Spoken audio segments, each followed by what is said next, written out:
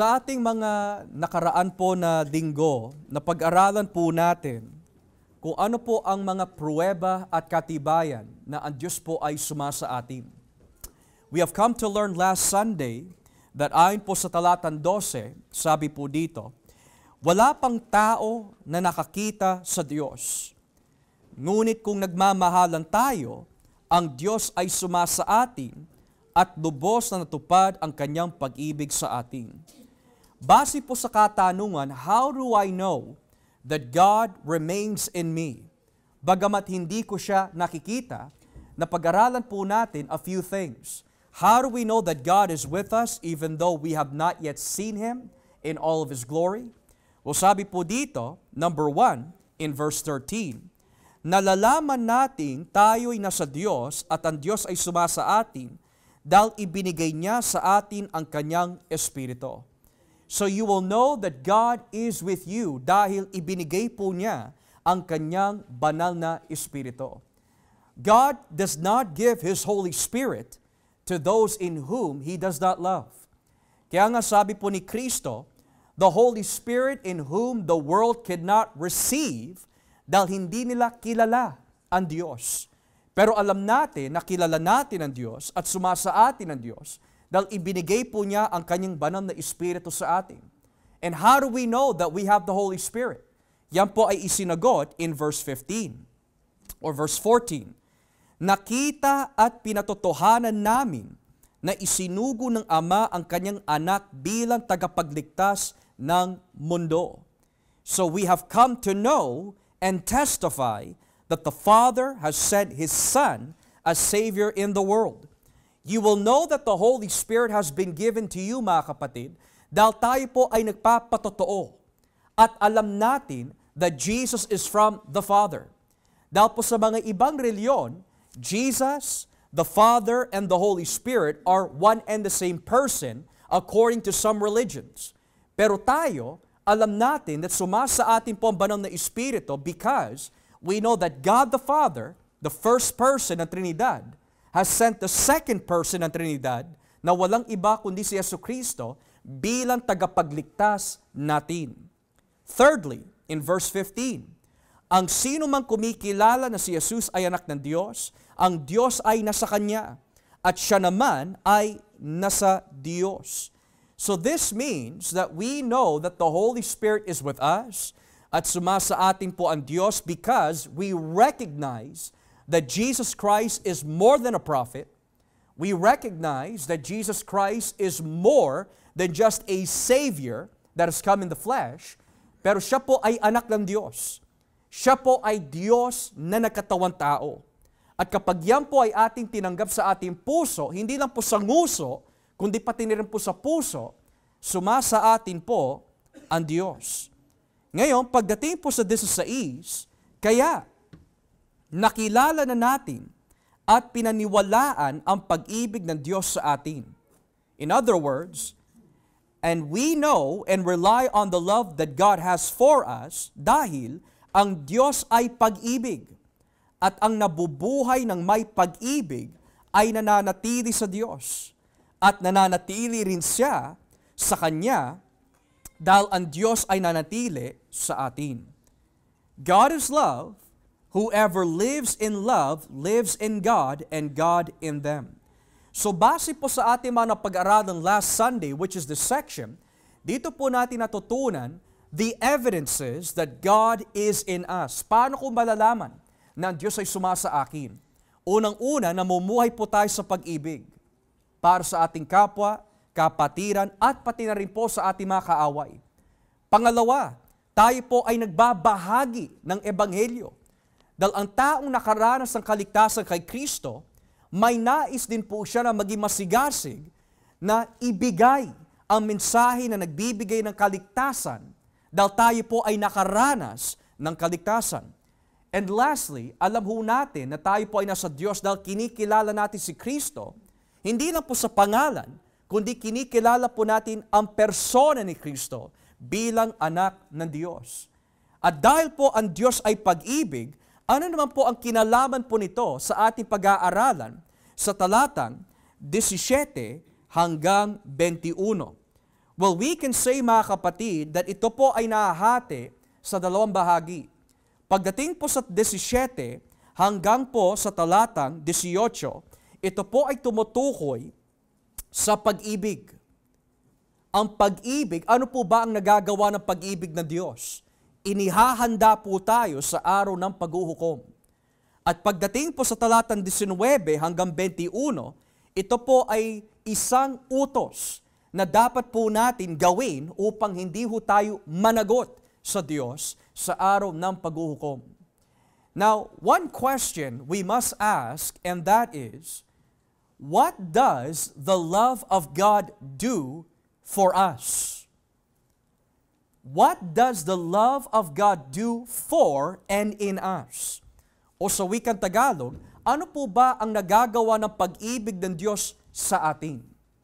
Dahil kapag inuutos po ng Biblia, magmahalan po tayo. Yung utos po ba na yon ay limitado lang po sa mga pwedeng mangyari sa buhay natin ngayon o may kinalaman po ito sa darating po na buhay? O kung tawagin po sa ibang phrase, sa kabilang buhay. In other words, does the love of God, when He orders us to love one another, is that only for this life or does it have eternal consequences? Halimbawa, magpatawad ho tayo, magpatawaran tayo, magmahalan tayo, mahalin mo ang iyong kapwa, mahalin mo ang iyong kaaway. Inutos po ba ni Kristo yon dahil yung utos po na yon only has consequences for this life? Or may consequences po yon sa darating po na buhay? Yan ang isinasagot nitong seksyon na ito. Kaya simulan po natin sa talatang 17. Dahil po ang Diyos ay pag-ibig, tignan niyo po sinabi ni Juan, sa ganitong paraan, referring to God as love, ay naging ganap ang pag-ibig sa atin. Kaya panatag tayo sa pagdating ng araw ng paghuhukom. Dahil ang pamumuhay natin dito sa mundo ay tulad ng kay Kristo. In English, this is how love is made complete among us, so that we will have confidence on the day of judgment. In this world, we are like Jesus. Now, anong ibig sabihin ng ganap na pag-ibig? When we talk about perfect love, perpektong pag-ibig, perpektong pagmamahal, ganap na pag-ibig, anong ibig sabihin po nun? Well, unang-una, wala ho kahit isa ho sa atin ang makakapamuhay ng ganap na pag-ibig. Dahil, for example, sa ating mga asawa, maaari hindi ho natin nagagampanan yung perfect love na dapat po natin maibigay sa kanila. Sa ating mga anak, maaari hindi ho natin naipipresenta ang perfect love that we want to give to them in all of its totality and completeness. O sa ating mga kaaway, o sa ating mga kaibigan, hindi ho natin naipapakita yung perfect love na nararapat. So dahil po sa realidad po na ito, anong ibig sabihin when the Bible says perfect love? This is how we know because perfect love is fulfilled in us. Ano po ang ibig sabihin ng ganap na pag-ibig? Well, we could say sa konteksto po na ito, dahil po sa talatang 17 or 16, ang Diyos ay pag-ibig, because God is love and God is perfect, therefore, ang ibig sabihin po nito, ang Diyos ay perfect love. So kapag sinabi po ng Biblia, ganap ang pag-ibig, this is not a reference to us, kundi ito'y tumutukoy sa Diyos. Another name for God is perfect love. At yung tinutukoy po na perfect love po dito sa 17, ay walang iba kundi ang Diyos. Dahil ang Diyos ay pag-ibig, at ang nabubuhay na may pag-ibig ay nananatili sa Diyos, at nananatili rin sa Kanya ang Diyos sa ganitong paraan. Dahil po ang Diyos ay nananatili po sa atin, sabi ng Biblia, naging ganap ang pag-ibig sa atin. This is another way to say that ang Diyos po ay kumikilos at naninirahan sa ating buhay sa gaytong paraan. Paano? Kapag tayo po ay namumuhay sa pag-ibig, ang Diyos ay namumuhay at nabubuhay po sa atin o nananatili sa atin would be more correct. So ngayon, what does that mean? Bakit kailangan po maranasan po natin ang ganap na pag-ibig ng Diyos? Ano po ba ang nagagawa ng Diyos sa ating buhay bilang perfect love? What does love do in the life of the believer? Well, I've already mentioned po kanina that kapag ang Diyos po ay kumikilos sa ating buhay, matututunan po natin magmahalan. Matututunan po natin na kilalanin po siya bilang anak ng Diyos. At matututunan po natin na manatili ho sa Kanya. Pero ang nagagawa pala ho ng pag-ibig ng Diyos sa atin ay dalawang bagay ayon po sa talatang 17. Unang-una, kapag sumasa atin po ang ganap na pag-ibig ng Diyos, magiging panatag ang ating konsensya sa pagdating ng araw ng paghuhukom. Now let me repeat that again. Kapag sumasa atin ang Diyos, ang Kanyang ganap na pag-ibig, magiging panatag po ang ating konsensya pagdating sa araw ng paghuhukom. Yan ang nagagawa ng pag-ibig. Dahil ang taong wala sa kanya ang pag-ibig ng Diyos, savingly, siya po ay nagkakaroon ng takot. Siya po ay masasabi po natin, hindi niya alam kung saan patungo ang direksyon ng kanyang buhay. Dahil kapag sumasa atin po ang pag-ibig ng Diyos, alam natin kung sinong ating pinaglilingkuran. Alam natin kung bakit po tayo nagtitipon. Alam natin kung bakit natin tinanggap si Kristo Jesus. At alam din natin kung bakit sinusuri natin ang salita ng Diyos. Dahil yan ang kilos ng banal na Espiritu kapag ang pag-ibig ng Diyos ay sumasa atin. Subalit kapag ang isang tao wala sa kanya ang pag-ibig ng Diyos, tignan mo ang kanyang buhay. Walang direksyon. Hindi niya kilala ang Diyos. Hindi niya mahal ang kabanalan ng Diyos. At ano-ano na lang ang kanyang ginagawa habang tumatakbo ang oras, hindi niya namamalayan na sasayang ang kanyang panahon sa mga walang kwenta at walang kabuluhan na gawain. Dahil wala sa kanya ang pag-ibig ng Diyos. Dahil ang pag-ibig ng Diyos ay nagbibigay ng kaalaman on where we should direct that time, where we should direct that love, where we should direct our energy, and that is on Christ. Pero ang taong hindi pinaghaharian ng pag-ibig ng Diyos pagdating sa araw ng paghuhukom, hindi magiging panatag ang kanyang kalooban. Bakit po? Dahil nasayang ang lahat. They had the opportunity to hear about Christ, but they did not receive the message of Christ. So ngayon, para sa mga Kristiyano, what does the love of God do for us? Well, the Bible says, ito'y nagbibigay ng confidence sa atin that no matter who we are and what we've done, dahil sumasa atin po si Jesucristo, pagdating sa araw ng paghuhukom, tatanggapin po tayo ng Diyos.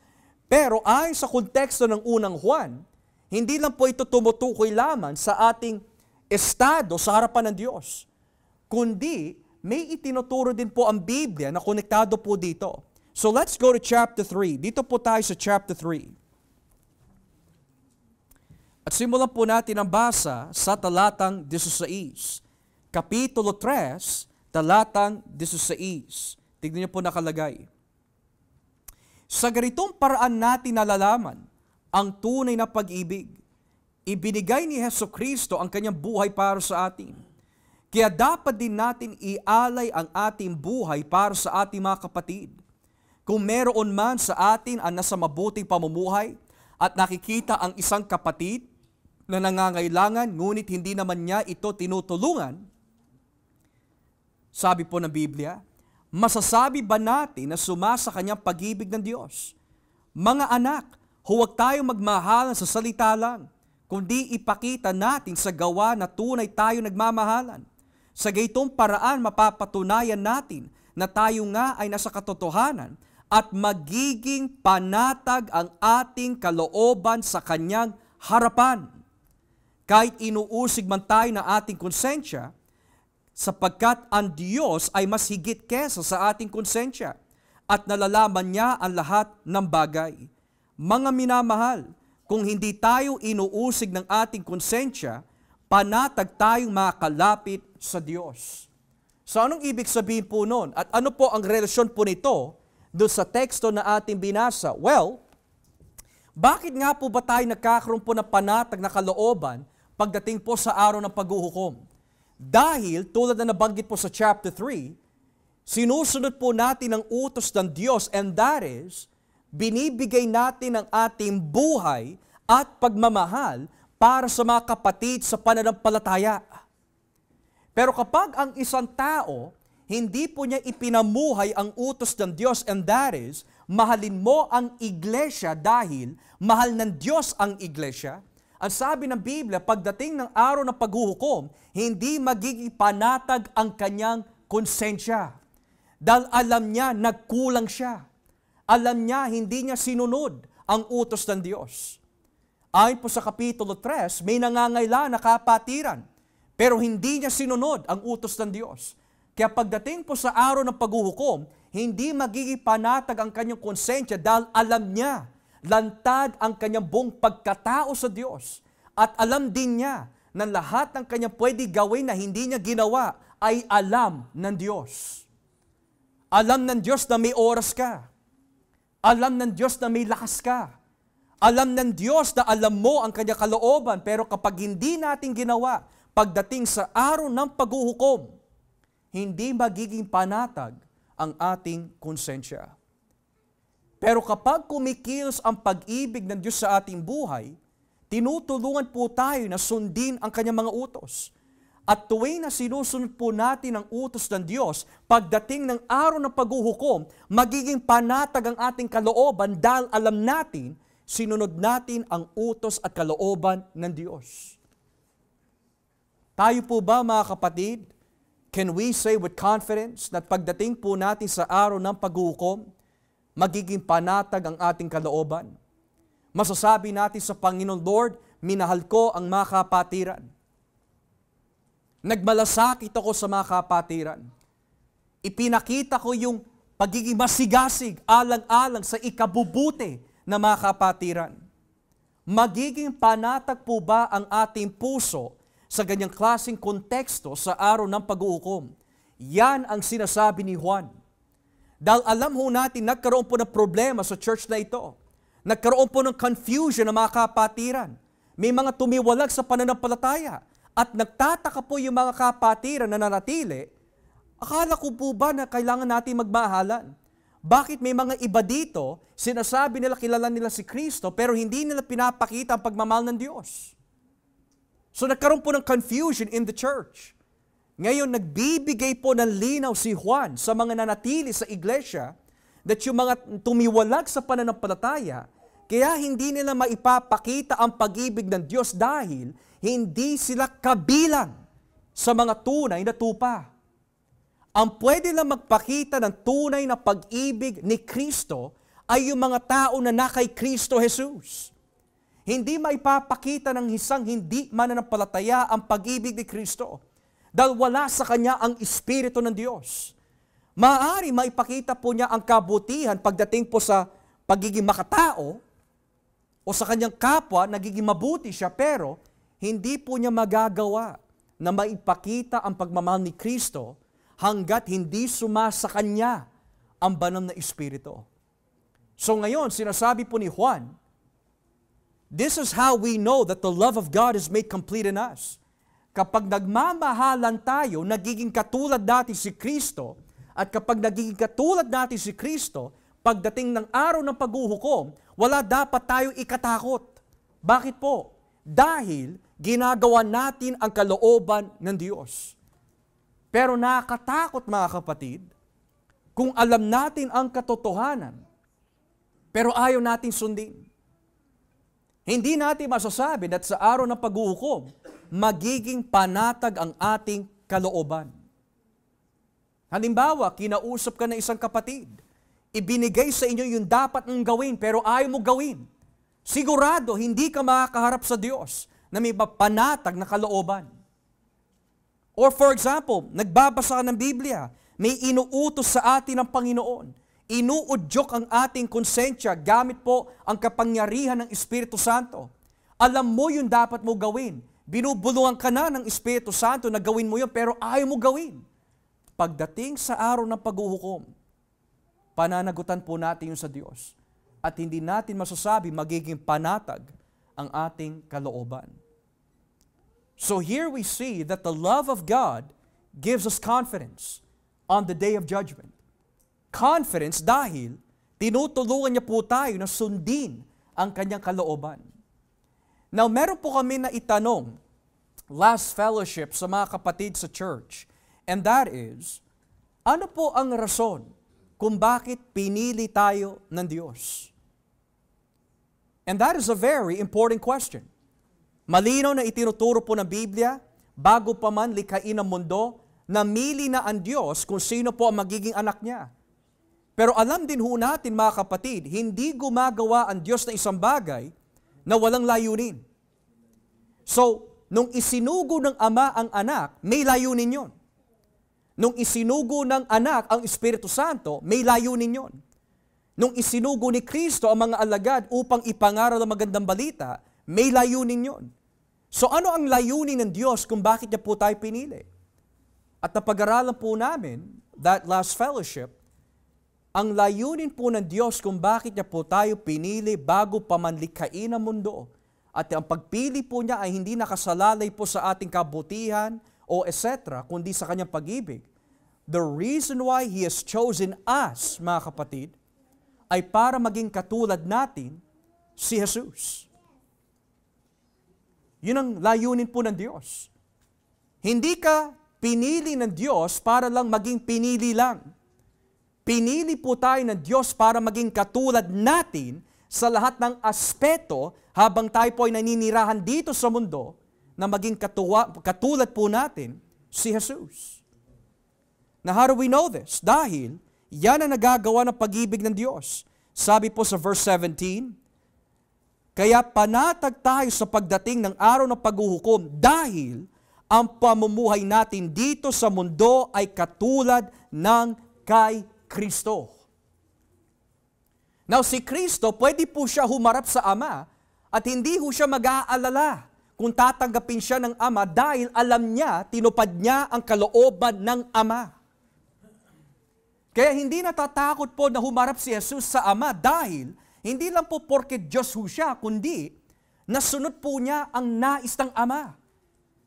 Kaya sigurado kapag humarap po siya sa Ama, tatanggapin siya. At alam natin na tinanggap ng Diyos Ama si Jesus dahil nung siya'y nabuhay muli, yun ang pruweba na tinanggap ng Ama ang handog ng ating Panginoon Hesukristo. Minsan may mga katanungan, Pastor, bakit po muling nabuhay si Hesukristo? Minsan may sagot na, kasi gusto niya eh. Totoo, ginusto talaga ni Jesus na mabuhay po muli. Pero one of the reasons why Jesus rose from the dead is to demonstrate tinanggap ng Ama ang kanyang mga gawa. Lahat ng mga inutos sa lumang tipan, tinupad ni Kristo. At ito ang katibayan na kinumpleto ni Kristo ang lahat ng nilalarawan, ang lahat ng mga anino, at lahat ng mga tinutukoy ng lumang tipan, nung si Kristo po ay nabuhay muli. So ngayon, what does that have to do with us?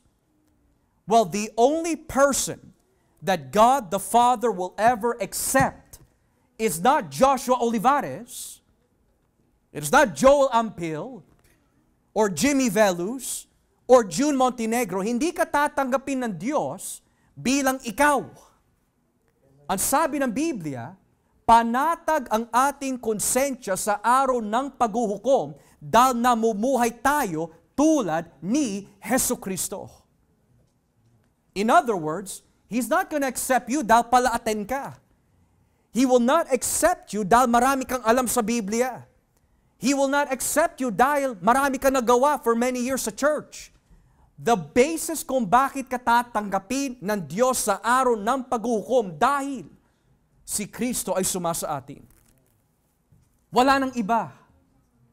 Kaya nga kung tatanungin po natin mga kapatid, sino ang tatanggapin ng Diyos?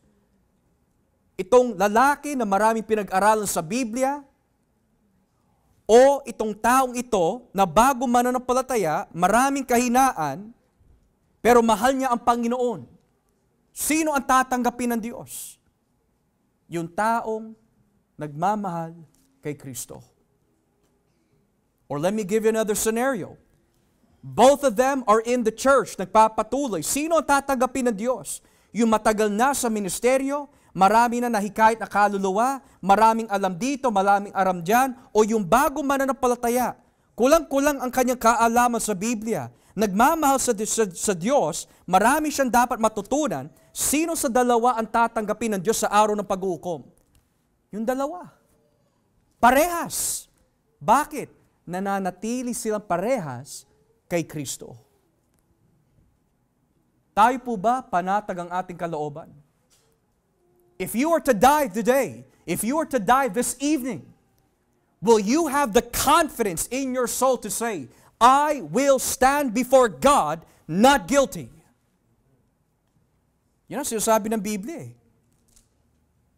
Kapag sumasa atin ang pag-ibig ng Diyos na walang iba kundi ang Diyos, you will have confidence to stand before Christ. Dahil sumasa atin si Jesucristo. Pero what about those, mga kapatid, na natatakot? Well, before we get there, let's read verse 18. Walang anumang takot sa pag-ibig. Pinapawi ng ganap na pag-ibig ang anumang takot. Kung natatakot man ang isang tao, ito'y dahil sa takot na maparusahan. At ipinapakita lang nito na hindi pa lubos na natupad sa kanya ang pag-ibig. Now, verse 18 is possibly one of the most famous verses in 1 John. Madalas ito po ay ginagamit nung unang panahon and even recently na mga kabataan. Nilalagay po nila under their picture caption or nilalagay po nila on their social media, perfect love cast out fear. Pero anong ibig sabihin nun? Well, alam natin, in English, there is no fear in love, but perfect love drives out fear. Because fear has to do with punishment. The one who fears is not made perfect in love. Anong ibig sabihin nun? What is perfect love? Tulad na nabanggit ko nga po sa inyo kanina, perfect love is another way to describe God. Nang ibig sabihin, dahil ang Diyos po ay pag-ibig, kung sumasa atin po ang pag-ibig ng Diyos, ito ang nagpapawi ng takot. Alam mo bakit minsan ang tao po ay natatakot na mamatay? Marami po siya alalahanin sa buhay. Pero kung sumasa kanya ang salita ng Diyos at alam niya na ang Diyos po ang may hawak ng lahat ng bagay, pinapawi ng Diyos ang takot at mga alala po natin o alalahanin natin sa buhay. Perfect love cast out fear. Minsan, kapag tinanong mo ang isang tao hindi mananampalataya, saan pupunta ang tao kapag siya'y namatay? Naniniwala po ba kayo sa kabilang buhay? Ang madalas na ginagawa ng mga tao sa labas, ayoko muna isipin yon. Ayoko muna pag-usapan. Sinusugpo po nila ang katotohanan dahil alam nila mismo sa kanila mga budhi. Hindi nila alam kung sila'y makakaharap sa Diyos sa maayos na paraan. Tayo po ba mga kapatid, natatakot ka ba na humarap sa Diyos? May takot na may kasamang paggalang na, Panginoon, nagawa ko po ba ang iyong kalooban? Natural lang ho yun. Pero yung takot na tinutukoy po dito, hindi niya talaga alam kung siya ba ay na kay Kristo or not. At hindi rin po niya alam kung talagang tinanggap ba niya ng taos-puso si Kristo or not. At meron naman, they really don't know where they're going kasi they don't know Christ. Pero ang taong kontrolado ng Diyos, alam niya kung saan siya pupunta. Para sa mga tao na hindi Kristiyano, hindi sila natatakot, or rather, natatakot po sila mamatay dahil they don't know where they're going. Pero sa mga Kristiyano, iba. Dahil pinapawi na ng Diyos ang takot sa araw ng paghuhukom, ang tunay na Kristiyano, hindi sila natatakot na mamatay dahil ang nais po nila ay makasama po ang Diyos. That was true of Paul. Paul says, to be absent from the body is to be present with the Lord. Nagkakaroon ko ng dilema, mga kapatid sa Philippi. Gusto ko na pumasok sa karya ng Diyos at makasama ko na si Kristo. Kaya lang, hindi pa pinintulutan ng Diyos dahil kailangan ko pa manatili dito para sa iyong ikabubuti. Yan po ba ang sigaw ng ating mga puso, mga kapatid? Do you want to be with Christ? O natatakot ka pang mamatay? So sabi ho dito, pinapawi ng pag-ibig na ganap ang anuman takot. Kung natatakot man ang isang tao, ito'y dahil sa takot na maparusahan. In other words, dahil wala sa kanya ang Diyos, talagang dapat matakot siya. Pero dahil sumasa atin po ang Diyos, there is therefore now no condemnation to those who are in Christ Jesus. Now look at what it says here in verse 19. Umiibig tayo sa Diyos dahil siya ang unang umibig sa atin. Anong ibig sabihin po noon? Parang ang layo yata ng transition. Mula sa talatang 17 hanggang talatang 18, ito po ay tumutukoy kung ano po ang magiging estado po natin sa araw ng paghuhukom. Kung sumasa atin po ang Diyos, nagiging panatag po ang ating kalooban dahil alam natin kung si Kristo ay sumasa atin, wala dapat tayo ikatakot sa araw ng paghuhukom. Pero bakit kailangan banggitin ni Juan yung verse 19? Ito po ang dahilan. Kung ang pag-ibig ng Diyos ay nagbibigay po sa atin ng panatag na kalooban pagdating ng araw ng paghuhukom, habang hindi pa dumarating ang araw ng paghuhukom, ito ang dapat po natin gawin habang tayo po ay naninirahan dito sa mundo, sa ating mga kapatiran. Sabi po niya in verse 19, umiibig tayo sa Diyos dahil siya ang umibig sa atin. Ang nagsasabing mahal niya ang Diyos, ngunit napopoot naman sa kanyang kapatid ay sinungaling.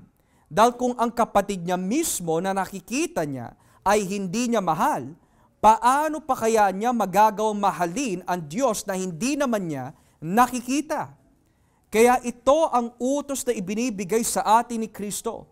Ang taong nagmamahal sa Diyos ay dapat di magmahal sa kanyang kapatid. Now, what is the explanation? Kailangan banggitin ni Juan na ang Diyos ang unang umibig sa atin dahil it serves two purposes. Number one, hindi pwede natin ipagmalaki, ako ang rason kung bakit ko minahal ang Diyos. Marami mga katuruan na ganyan. Ako'y naligtas dahil ako ang unang lumapit kay Kristo. Ako'y naligtas dahil yung oo ko, ginamit ng Diyos ang aking oo para makalapit ako sa Kanya. Meron naman naniniwala, ang dahilan kung bakit ako niligtas ni Kristo dahil may nakita siya kabutihan sa akin. Pero itinatag na po ni Juan in the first chapter, ang nagsasabi na wala siyang kasalanan, ginagawa niya sinungaling, ang Diyos. Kaya mga ganong klaseng katuruan, ako yung lumapit sa Diyos, kaya ako minahal. Sinungaling ang tawag doon. Hindi niya kilala ang Diyos at hindi rin niya kilala ang kanyang pagkatao. Dahil kung kilala niya ang kanyang pagkatao, tatanggapin niya napakasama niya at wala siyang kakayahan na lumapit kay Kristo. So the first purpose why John is saying, ang Diyos ang umibig sa atin, and then we love God, is to set the record straight. It is because of God who loved you first. That's why you became a Christian. Hindi yung may nakita siya sa atin. That is not what the Bible teaches. So number one, bakit po niya sinabi, umiibig tayo sa Diyos dahil siyang unang umibig sa atin? Para to set the record straight, na walang pwede magmalaki na siya ang rason kung bakit siya'y lumapit sa Diyos. Number two, Dahil ang Diyos ang unang umibig sa atin, ito ang natututunan po natin sa pag-ibig ng Diyos. Dahil siya na mismo ang kumilos para maipakita yung pag-ibig, yun din dapat ang gawin natin sa mga kapatiran. Nang ibig sabihin, hindi mo na aantayin pa na iba ang kumilos. Kung tayo ay umiibig, ipakita na po natin yung pag-ibig na yon through first action. Maraming ganyan, nakahinaan. Minsan, may nagme-message sa tamang oras, sinasabi nila, nangangailangan po ng tulong. Minsan may kahinaan po tayo ng ganito. Binabasa lang natin, walang response. Paano natin pinapakita na ang Diyos ang unang umibig sa atin, kaya natin mahal siya? How do we show love demonstrated with urgency? Yun ang ginawa ng Diyos sa atin eh. Alam niya wala tayong kakayahan. Alam niya hindi natin siya hinahanap. Alam niya hindi natin siya nilalapitan. Pero siya na mismo ang gumawa ng paraan. Tayo po ba mga kapatid, ginagaya natin ang ating Panginoon? Gumagawa po ba tayo ng paraan para maipakita natin ang pagmamahal sa bawat isa? O pinapakita lang po natin yon sa mga taong kaklose natin, pinapaboran natin, kinikilingan natin, pero hindi natin yung pinapakita sa sambahayan po ng Diyos. Yan ang tinuturo po ng salita ng Diyos dito. Because God began the initiative, kailangan may initiative din po tayo. Brother, ako nagagawa. Sister, ako na bala. Nag-aagawan dapat. Dahil ang Diyos ang unang umibig sa atin, nais natin may pakita yung unang ibig na halimbawa na yon sa mga kapatiran. Ngayon, kung hindi natin gagawin, ito ang sabi ng Biblia. Paano pa kaya niya magagawang mahalin ang Diyos na hindi niya naman nakikita kung sasabihin niya mahal niya ang Diyos na hindi niya nakikita pero hindi naman niya minamahal ang kanyang kapatid na kanyang nakikita? Halimbawa, there's someone in the church that needs to be comforted. There's someone in the church that needs to be strengthened, to be prayed over, to carry their burdens. Pero sinasabi mo na lang, alam mo, palakasin ka na lang ni Lord. Mahal kita, Panginoon, pero wala ako oras dito eh. Mga kapatid, kailangan po natin malaman at alamin na rin po natin sa ating mga sarili. If you love the people out in the world more than you love the people in the church, do we really know God? Kung mas komportable po tayo sa mga tao sa labas, kesa sa mga tao na binili ni Kristo with His blood, do we really know Christ? At hindi lang po yun, may mga tampuhan po ba in the church? Meron ka bang kapatiran na nilalayuan? O maaari, naiilang ka. May iniiwasan ka. O hindi ka makalapit dahil may sama ka ng loob. Ang sabi ng Biblia, hindi mo masasabi mahal mo ang Diyos na hindi mo nakikita kung yung mga tao na binili ni Diyos gamit ang kanyang dugo ay hindi mo naman kaya mahalin. So paano po nagiging ganap ang pag-ibig ng Diyos sa atin? Ayon po sa Biblia, minamahal mo ang iyong mga kapatid.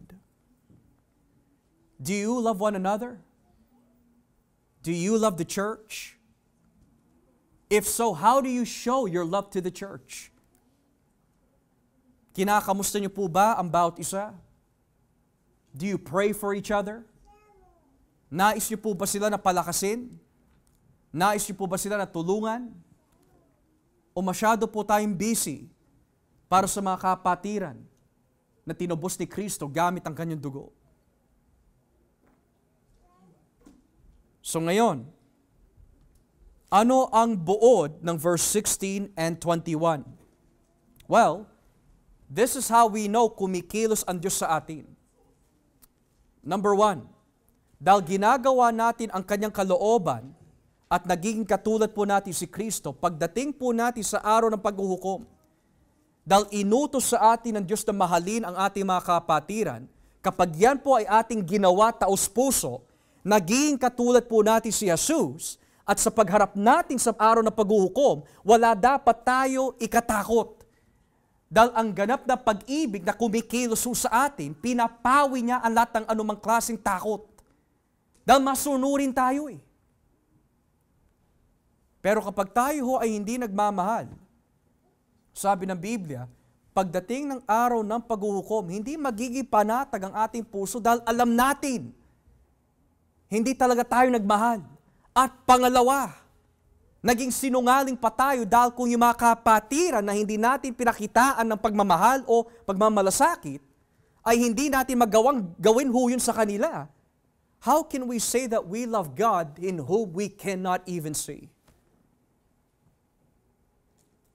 So then, the Bible says, ang taong nagmamahal sa Diyos ay dapat din magmahal sa kanyang kapatid.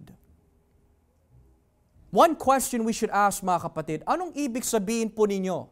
Anong ibig sabihin ko po when I say mahal ko ang Diyos? What do we mean by that? Bakit mo mahal ang Diyos? What do we mean when we say mahal ko ang Diyos? What part of God do you love? Do you love His forgiveness? What about His holiness? Do you love His mercy? What about His righteousness? Mahal ko ang katapatan ng Diyos. Eh yung pag-i-stricto ng Diyos, mahal mo rin? What do we mean by I love God? Well, in the Bible, when we say I love God, we love Him for two things. Kung sino siya as a whole, at yung ginawa niya para sa atin through Christ. Hindi po pwede, mga kapatid, mahal ko lang ang katapatan ng Diyos, pero kapag masyado stricto na ang Diyos, hindi ko na siya mahal. Sa aklat ng Exodus at ang aklat ng Leviticus, alam niyo po bang inuutos po ng Diyos sa mamagitan ng mga pare? Kapag kayo'y mag-aalay ng tupa, kakainin mo lahat. Hindi yung paa lang ang kakainin mo. Hindi lang yung ulo ang kakainin mo o yung tenga ang kakainin mo, lahat kakainin mo. Anong nilalarawan po nun? Because the lamb's sacrifice is a foreshadow of Jesus Christ as the Lamb of God. You must accept the whole lamb and not just some of it. So when we say I love God, what do you mean by that? Well, this is how we can test our hearts. Dahil ito'y natuklasan ko rin sa aking puso na pinakita sa akin ng Diyos sa Biblia. Kapag we're having a good day, we say, mahal ko ang Diyos. But what we really mean by that, mahal ko ang Diyos na nagpapala sa akin ngayon.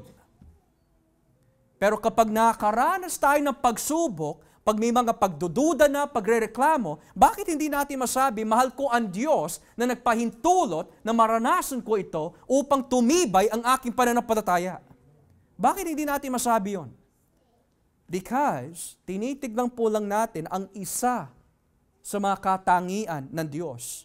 Pero hindi natin siya minamahal sa buong persona ng Diyos. Na bakit importante yon? Kasi kapag ganon ang klase ng pagmamahal po natin sa Diyos, ganon din ang pagmamahal po natin sa mga kapatiran. Anong ibig sabihin po nun? Ang mahal ko lang ay hindi yung makulit, kundi yung tahimik. Dahil mahal ko lang ang Diyos na nagpapala. So mahal ko rin yung mga kapatiran na nagpapala. Mahal ko ang Diyos dahil siya ay mabait. So mamahalin ko lang yung mga kapatid ko na mabait. So ngayon, dahil hindi mo tinatanggap ang Diyos for all who He is, hindi mo rin tatanggapin o mamahalin ang iyong kapatiran sa kanyang kabuuan. That's the truth.